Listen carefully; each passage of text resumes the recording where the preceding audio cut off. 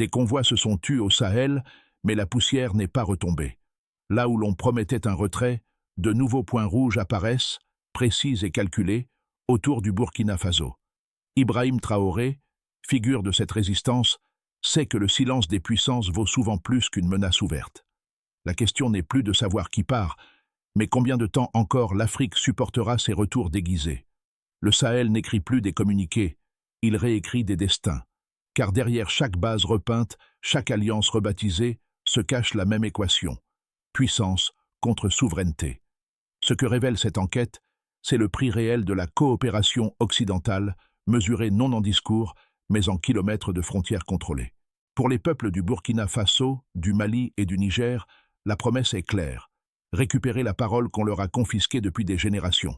Mais à mesure que le cercle se resserre, l'épreuve devient politique, militaire et symbolique à la fois. Nous suivrons comment Ibrahim Traoré et ses alliés tentent d'inverser le scénario, en transformant chaque encerclement en ligne de défense. Car là se trouve la vraie bataille, celle du récit, là où une carte devient une arme et un mot devient une frontière. Reste à savoir si l'Afrique pourra imposer sa version de l'histoire avant que l'histoire ne la redessine à nouveau. En 2023, 3 capitales, Niamey, Bamako et Ouagadougou, ont fait basculer le cours de l'histoire africaine. En moins d'un an, elles ont expulsé les forces françaises, annulé les accords militaires et fermé les bases de renseignement occidentales. Ce que beaucoup prirent pour un départ n'était en réalité qu'un déplacement. Les mêmes avions, les mêmes conseillers, les mêmes insignes revenaient ailleurs, sous d'autres drapeaux. La France, proclamant respecter la souveraineté du Sahel, repositionna discrètement ses troupes au Bénin, en Côte d'Ivoire et au Sénégal. Les communiqués parlaient de stabilité régionale, mais sur le terrain, les habitants parlaient d'encerclement.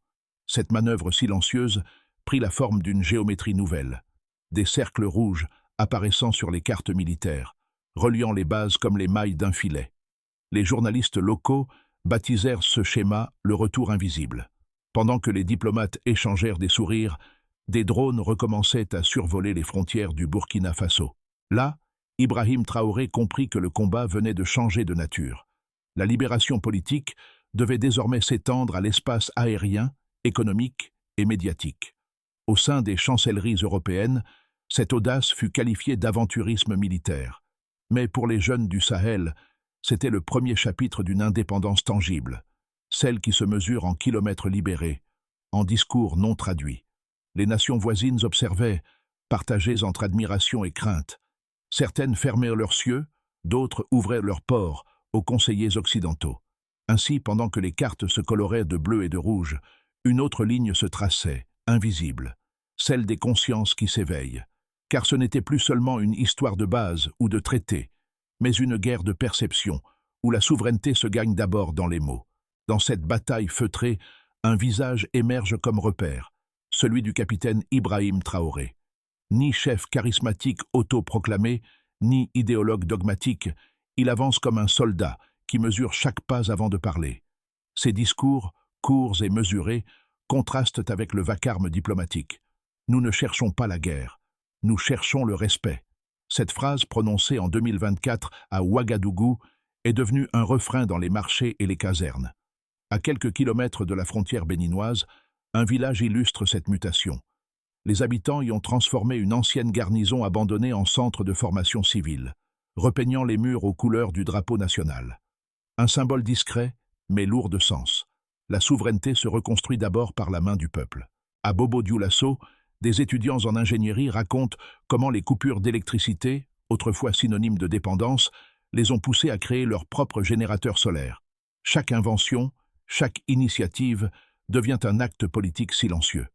Pour Ibrahim Traoré, ces gestes valent de plus qu'un traité signé. Il y voit la preuve que la révolution qu'il prêche n'est pas verticale, mais capillaire. Elle s'infiltre par les villages, les écoles, les ateliers. Lui-même confie à ses proches « Nous devons faire du quotidien une victoire ». Et c'est peut-être là la véritable rupture. Une indépendance qui s'incarne moins dans les discours que dans les usages. Parce qu'à mesure que les puissances redessinent les frontières, les peuples, eux, redessinent le sens du mot « vivre libre ». C'est ainsi que la souveraineté devient une habitude. Tout commence par un silence. Les convois français quittent Niamey, les caméras filment les drapeaux qu'on replie. Le monde croit à une sortie, Mais sur les radars du Sahel, les signaux reviennent. À peine 3 mois plus tard, des avions cargo atterrissent à Parakou, au Bénin. Officiellement, pour la formation régionale. Officieusement, pour le repositionnement stratégique. Les soldats changent d'uniforme, pas de mission. Les contrats changent de logo, pas de clause. À Abidjan, d'anciens hangars se remplissent d'appareils de reconnaissance. À Dakar, les accords Takuba s'étendent. Dans les couloirs des chancelleries, on parle de coopération préventive. Mais sur le terrain, les cartes disent autre chose. Les cercles d'influence se ferment. Le Burkina Faso, lui, ne reste pas immobile. Sous la direction d'Ibrahim Traoré, l'armée réorganise ses lignes. Des unités mixtes sont déployées le long du corridor de Baya. Les checkpoints se multiplient, les communications se sécurisent. L'objectif, neutraliser l'encerclement avant qu'il ne se referme complètement. En parallèle, une autre guerre commence, celle de l'image. Des think tanks occidentaux publient des rapports alarmistes. Les médias reprennent les titres « Instabilité »,« Militarisation »,« Isolement ». À chaque article, la riposte s'organise. Des journalistes burkinabés créent un réseau régional pour fact-checker les récits importés. À Bamako, on diffuse des émissions expliquant les origines des bases étrangères. Les mots deviennent des boucliers. C'est alors que surgit la rumeur d'une opération discrète, un plan supposé pour réactiver la présence occidentale par les États alliés. Aucune preuve officielle, mais des indices. Livraison nocturne, drones sans immatriculation, conseillers étrangers signalés à la frontière. La presse indépendante parle de « retour par procuration ». La diplomatie, elle, garde le silence, un silence qui pèse plus lourd qu'un aveu. Face à cette pression, le Sahel se solidarise. Le Niger ferme son espace aérien. Le Mali restreint l'accès de ses bases. Et le Burkina Faso, fidèle à sa ligne, proclame « Nous ne céderons plus un mètre ». Les discours d'Ibrahim Traoré se durcissent. Non pas pour provoquer, mais pour avertir. Chaque attaque invisible aura sa réponse visible. Mais dans cette escalade, une question naît. Jusqu'où peut aller une alliance sans devenir un siège? La ligne est mince entre défense et défi. Chaque manœuvre soulève un écho. Chaque silence devient un signal. Et pendant que les drones tracent leurs cercles au-dessus du désert, les peuples du Sahel tracent les leurs sur la carte de la dignité. Le prochain mouvement, personne ne le dit encore. Mais tous savent qu'il ne viendra pas de Paris. Les chiffres, souvent ignorés dans les récits de puissance, racontent pourtant la vérité nue. Depuis le retrait officiel de 2023, les forces occidentales ont réduit leur présence visible de 40%, mais multiplié leurs sites de coordination par 3 autour du Sahel. Autrement dit, moins de drapeaux, plus de capteurs. Chaque fermeture de base au Mali s'est traduite, dans les 6 mois, par l'ouverture d'un nouveau camp logistique au Bénin ou en Côte d'Ivoire. Une géographie de substitution, dessinée à la règle plus qu'au hasard. Les satellites civils ont confirmé une activité aérienne accrue de 27% dans la bande méridionale du Burkina Faso entre juin 2024 et février 2025. Une hausse jugée anormale même par les contrôleurs régionaux. Ces vols, opérés sous couvert d'exercices conjoints, suivent un axe unique, contourner les zones sous autorité sahélienne. Dans le jargon militaire, cela s'appelle surveillance périphérique. Dans le langage populaire, encerclement. Sur le plan économique, le déplacement du dispositif occidental s'accompagne d'une injection de 450 millions de dollars de aide au développement sécuritaire. Une aide censée soutenir les gouvernements coopérants, mais dont moins de 18% sont tracés jusqu'au projet civil. Le reste disparaît dans des contrats opaques, signés la nuit entre ministères et sociétés de conseil. Le même schéma se répète. Financement, dépendance, contrôle. Ces chiffres, Ibrahim Traoré les cite rarement en public. Non par ignorance, mais par stratégie. Il préfère parler de symboles. Une école alimentée par l'énergie solaire, une route pavée sans crédit étranger. Car derrière chaque statistique se cache un rapport de pouvoir. Et derrière chaque pourcentage, une marge d'influence. Les analystes de l'université de Ouagadougou ont établi une corrélation saisissante. Plus la densité de bases étrangères augmente dans un rayon de 200 km, plus la circulation commerciale intérieure baisse de 22%. Moins de commerce, plus de dépendance aux corridors protégés. Ainsi, la carte économique épouse la carte militaire. L'encerclement n'est pas seulement spatial, il est fiscal, bancaire, logistique. Pourtant, le Sahel répond par des chiffres inverses.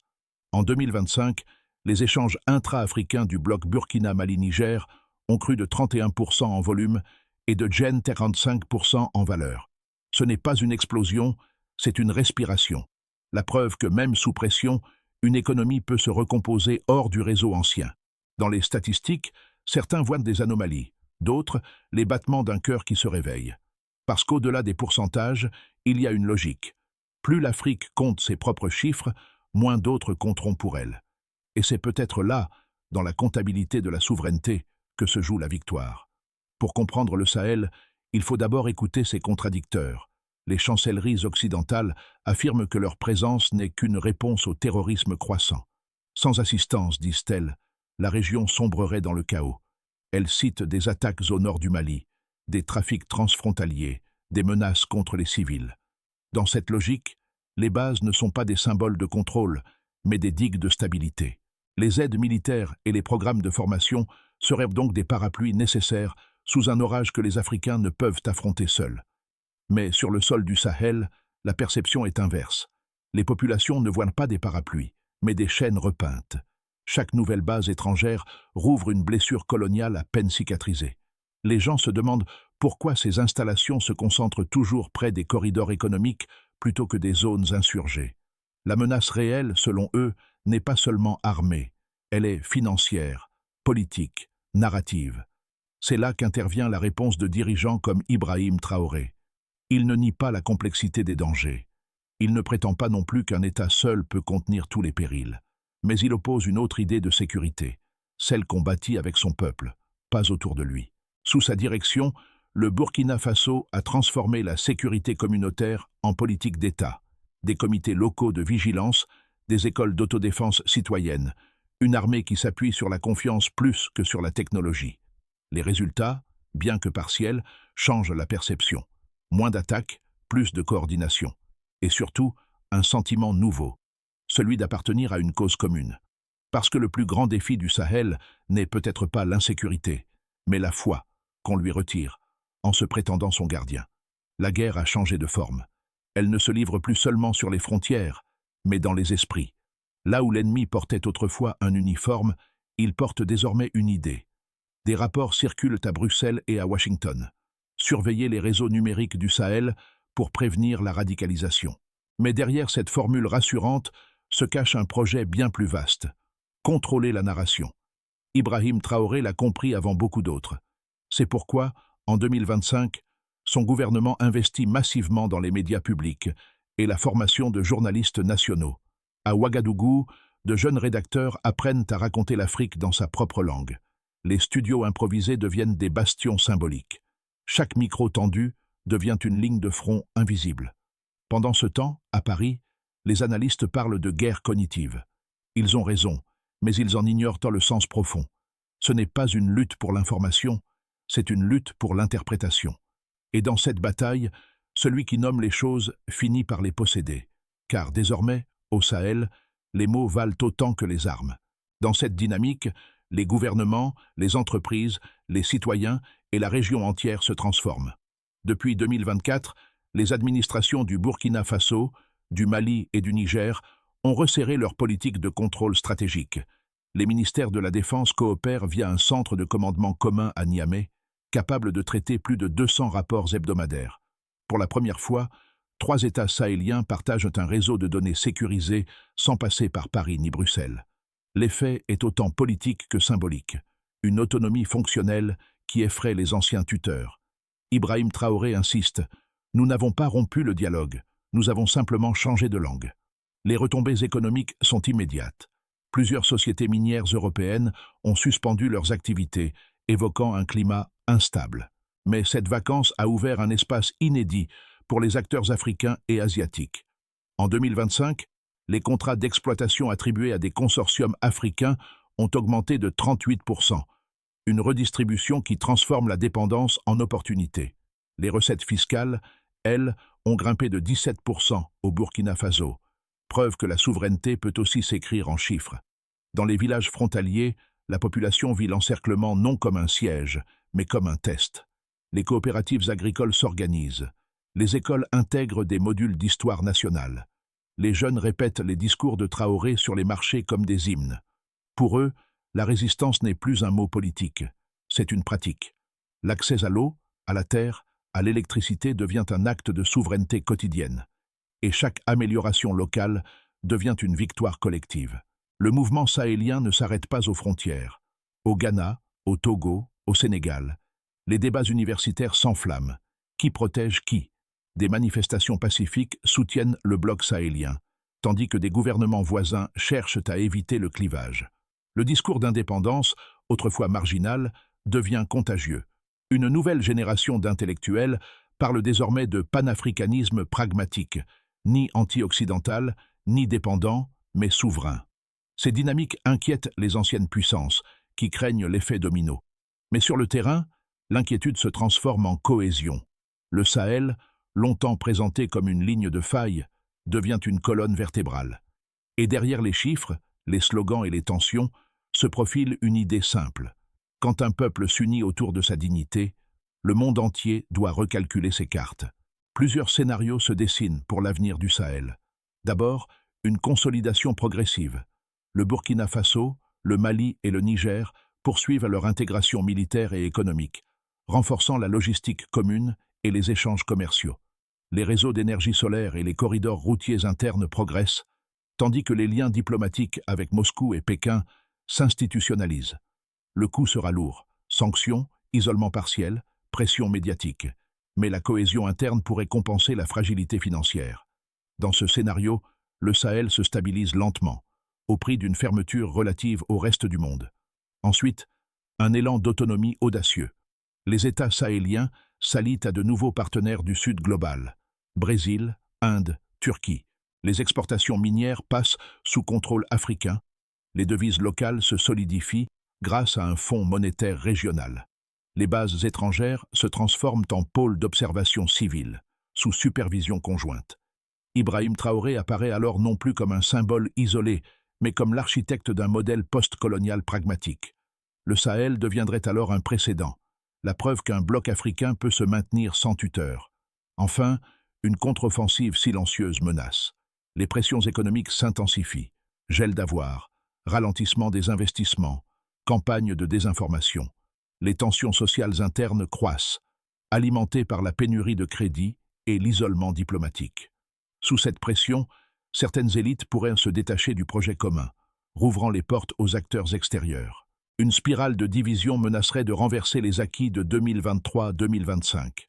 Ce scénario, le plus sombre, ne se joue pas sur les champs de bataille, mais dans les cœurs. La lassitude peut éroder la conviction plus sûrement qu'une armée. Entre ces trois voies, le Sahel marche sur une ligne de crête. Rien n'est figé. Chaque décision, chaque alliance, chaque mot comptera. Car la véritable victoire, qu'elle soit politique ou morale, dépendra moins du pouvoir de résister que de la capacité à rester lucide. Regarder le Sahel, ce n'est pas contempler une guerre étrangère, c'est interroger notre propre idée de liberté.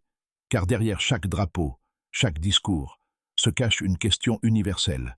Qui raconte notre histoire?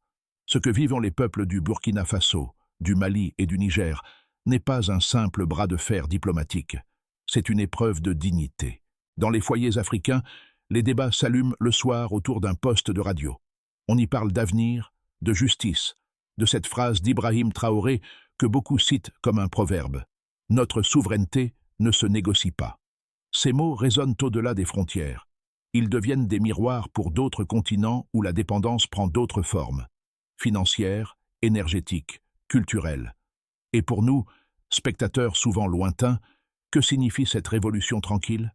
Peut-être une invitation à reconsidérer nos habitudes d'information, à vérifier les sources, à comprendre avant de juger, ou encore à voir dans la résistance sahélienne non une menace, mais un rappel.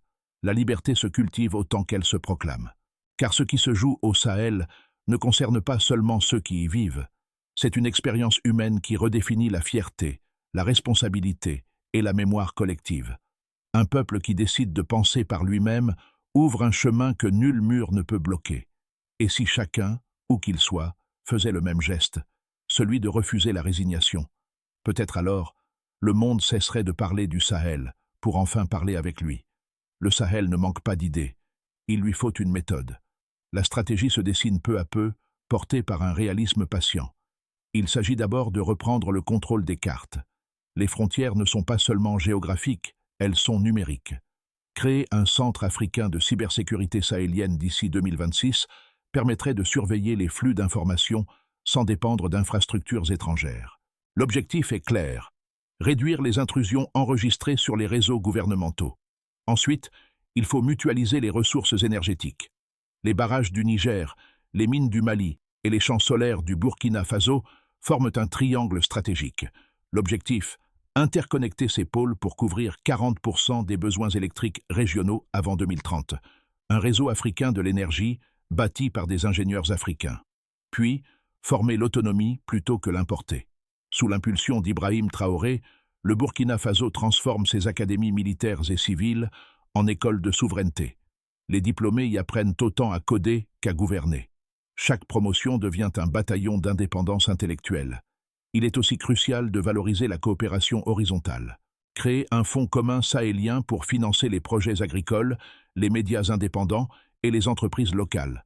Pour chaque dollar investi, 2 emplois créés dans les zones frontalières.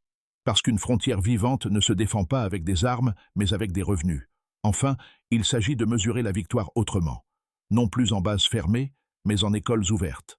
Non plus en budget d'aide, mais en innovation locale. Quand le développement cesse d'être un slogan, il devient une discipline. Et peut-être que cette discipline, patiemment cultivée, sera le vrai héritage du Sahel. À Bobo-Dioulasso, les murs repeints du centre civil portent encore les traces d'une ancienne garnison. C'est là que tout avait commencé.